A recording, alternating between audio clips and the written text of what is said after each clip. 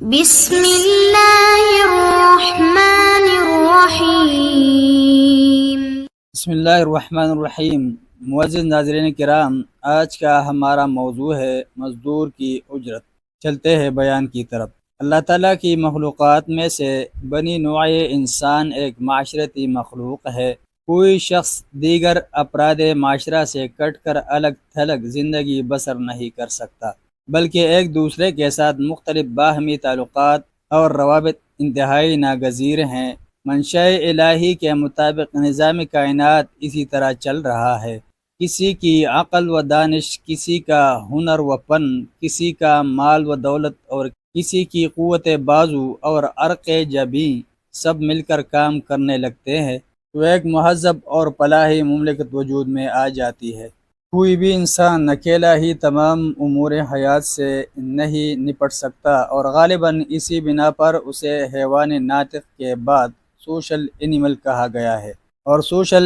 Life یا معاشرتی زندگی میں ہر شخص کو دوسرے لوگوں کی ضرورت پیش آتی رہتی ہے۔ یہی وجہ ہے کہ آجر و اجیر یا مالک و مزدور کا ایک گہرا رشتہ ہے، یہاں تک کہ امیروں کی تجوریوں میں نوٹوں کے ساتھ مزدوروں کا پسینہ بھی شامل ہوتا ہے، کیونکہ وہی اپنے خون پسینے کو ایک کر کے کام کرتے اور ان تجوریوں کو بھرتے ہیں۔ اسی لیے اسلام نے اس رشتہ کو مضبوط بنیادوں پر استوار کرنے اور اسے قائم رکھنے کے لیے ایک نظام وضع کیا ہے۔ اسی سلسلے میں مجموعی اور بنیادی طور پر زبردست کو زیر دست اور مالدار کو غریب پر ظلم و زیادتی کرنے اور انہیں حقیر سمجھنے سے سختی کے ساتھ منع فرمایا ہے۔ پھر دولت مند مالکوں کو حکم دیا ہے کہ جو مزدور لوگ تمہاری دولت مندی کا بنیادی عنصر ہیں، انہیں بروقت ان کا حق محنت و مزدوری ادا کیا کرو، تاکہ اپنی محنت کا ثمر پا کر وہ اخلاص و خوشی کے ساتھ کام کریں۔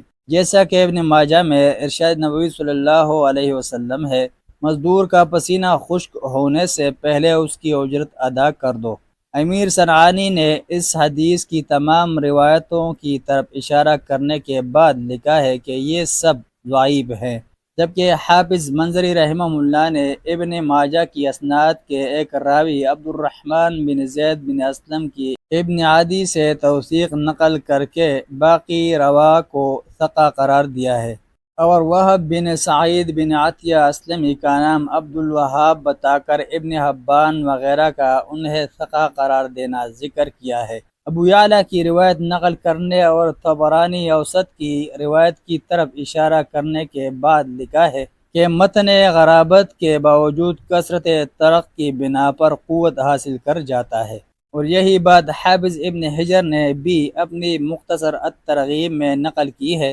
لیکن بعض لوگ اللہ کے احسانات اور نعمتوں کو بھول جاتے ہیں، اتنا بھی نہیں سوچتے کہ جس ذات نے ہمیں اتنا نوازا ہے کہ ہم مزدوروں سے کام لیتے ہیں اور خود راحت و آرام سے رہتے ہیں، اس کی اس عنایت پر جہاں بطور شکرانہ اسے یاد رکھیں، وہی مزدوروں کو خوشی خوشی ان کی اجرت بھی بروقت ادا کر دے۔ مگر اس کے برعکس ہوتا یہ ہے کہ پیسے موجود ہوتے ہوئے بھی بعض لوگ بلا وجہ کئی ماہ تک مزدوری اور تنخواہیں لٹکا دیتے ہیں، اور کبھی وعدہ امر حضور فردہ کے چکروں میں پنسائے رکھتے ہیں، حالانکہ ارشاد نبوی صلی اللہ علیہ وسلم ہے، دولت مند آدمی کا بلا وجہ ٹال مٹول کرتے جانا ظلم ہے۔ اور بعض تو ٹال مٹول سے بھی آگے اتنی نچلی سطح پر اتر آتے ہیں کہ جان بوجھ کر الٹے سیدھے بہانوں کے ذریعے مزدوروں کا حق محنت کا ہی جاتے ہیں،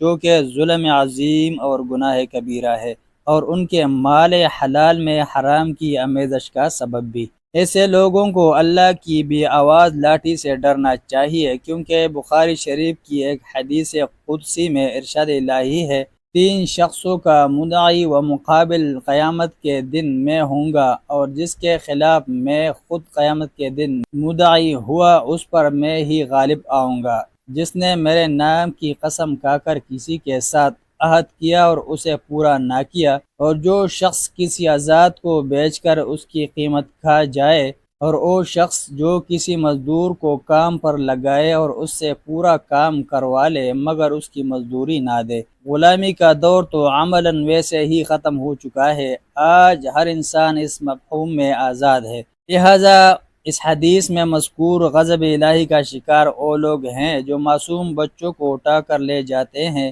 اور خرکاروں وغیرہ کے ہاتھوں فروخت کر کے ان کی قیمت کھاتے ہیں، یا پھر وہ لوگ جو نوجوان لڑکیوں کو اغوا کر کے انہیں فحش کاروں کے ہاتھوں بیچتے اور حرام کھاتے ہیں۔